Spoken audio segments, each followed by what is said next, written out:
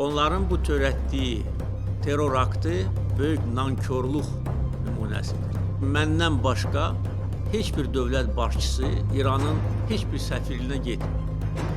Yəni bunu qiymətləndirməmək, bunu yerə vurmaq, özlərini alçaq nankörlər kimi aparmaq heç kimə şərəf gətirmir.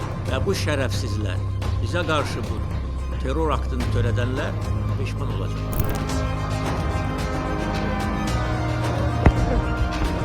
Ay Allah!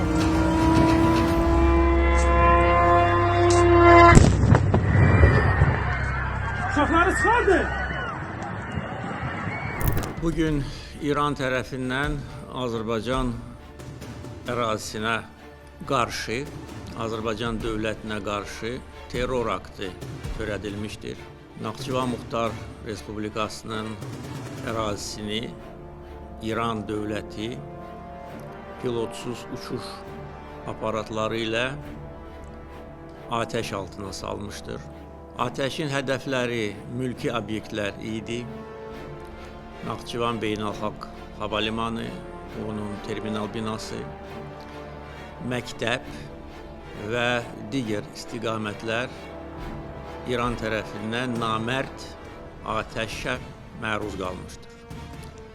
Azərbaycan dövləti bu çirkin terror aktını qətiyyətlə pisləyir. Bunu törədənlər dərhal məsuliyyətə cəlb edilməlidir. Azərbaycan tərəfinə, İran rəsmiləri tərəfindən izahat verilməlidir, üzr istənilməlidir və bu terror aktını törədənlər cinayət məsuliyyətinə cəlb edilməlidir. Birinci dəfə deyil ki, İran dövləti Azərbaycana və azərbaycanlılara qarşı terror aktları keçirir. Hamımız yaxşı xatırlayırıq ki, bir müddət bundan əvvəl Tehrandakı Azərbaycan səfirliyi terror aktına məruz qalmışdır. Bunun nəticəsində bir vətəndaş həlak olub, bir vətəndaş isə ağır yaralanıb. O vaxt da bizdə şübhə yox idi ki, bunu törədən İran dövlətidir. Çünki bu terror aktı həm səfirliyin içində, həm səfirliyin ətrafında hardasa 40 dəqiqəyə qədər davam edirdi. Və bu 40 dəqiqə ərzində bir dənə də olsun nə təhlükəsizlik, nə polis nümayəndəsi səfirliyə yaxınlaşmır. O vaxt bildiyiniz kimi Azərbaycan çox sərt reaksiya vermişdi bu hadisəyə. Azərbaycan səfirliyi İrandan təxliyə edilmişdir. Bütün diplomatik əlaqələr dayandırılmışdır və İran tərəfi məcbur olub bizdən üzr istəməyə, öz günahını etiraf etməyə və hətta uzun müddət bu cəzanı həyata keçirməyə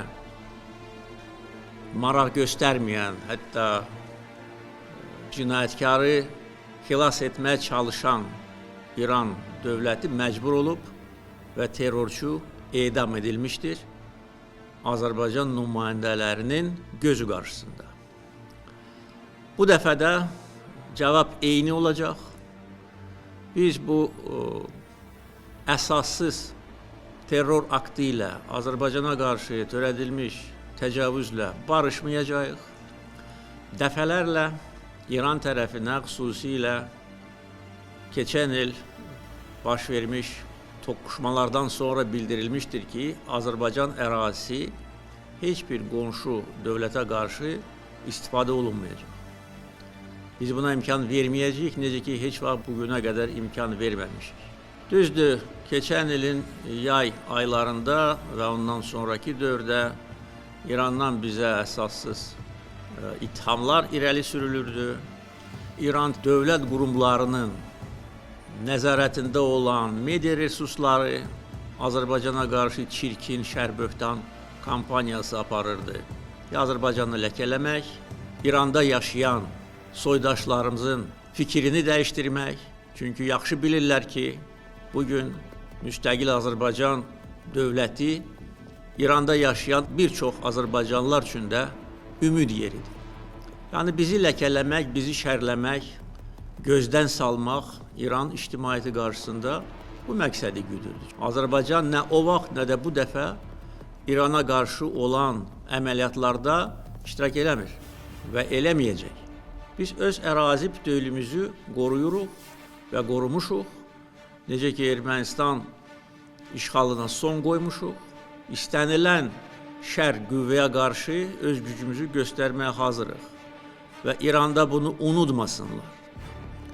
Və onların bu törətdiyi terror aktı bütün başqa çirkin amillərlə yanaşı böyük nankörlük nümunəsidir. Son hadisələr baş verən kimi biz onlara xəbər göndərdik, başsağlığı verdik. Mən onların səfirliyinə gedib başsağlığı vermək üçün öz mövqeyimi bildirdim. Halbuki məndən başqa heç bir dövlət başçısı İranın heç bir səfirliyinə getmir. Yəni bunu qiymətləndirməmək, bunu yerə vurmaq, özlərini alçaq nankörlər kimi aparmaq heç kimə şərəf gətirmir. Və bu şərəfsizlər, bizə qarşı bu terror aktını törədənlər peşman olacaqlar. Bizim gücümüzü sınamasınlar. Bizim gücümüzü sınamaq istəyənlər, onların başı yarıldı dəmir yumruq vasitəsilə. Bugünkü hadisə də eyni nəticəni hasil edəcək. Ona görə bu məsələ ilə bağlı tədbirlər planı hazırlanmalıdır. Bütün göstərişlər verilmişdir. Onu da bildirməliyəm ki, bugün səhər mənə məlumat verilir ki, İranın Xarici İşlər Nazirinin müavini Bakıya zəng gelir, xahiş edir ki, Livanda qalmış İran səfirliyinin əməkdaşlarını Azərbaycan kömək eləsin, təxliyə etsin.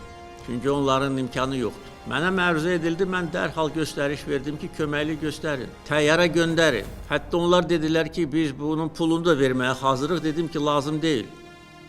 İndi dar gündə biz köməklik göstərməsək, bəs nə vaxt köməklik göstərməliyik? Axı, bütün bunların müqabilində çirkincə, namərdcə, nakişi kimi Naxçıvana zərbə endirmək, bu ləkə onların çirkin və eybəcər simasından heç vaxt silinməyəcək. Ona görə diplomatik yollarla bütün lazımi tədbirlər görüləcək.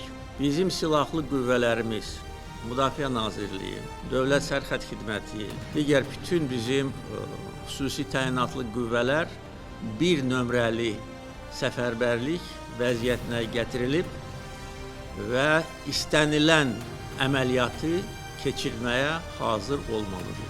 Azərbaycan xalqı əmin olmalıdır ki, istənilən bəd qüvvəyə qarşı bizim dəmir yumruğumuzu onlar görəcəklər.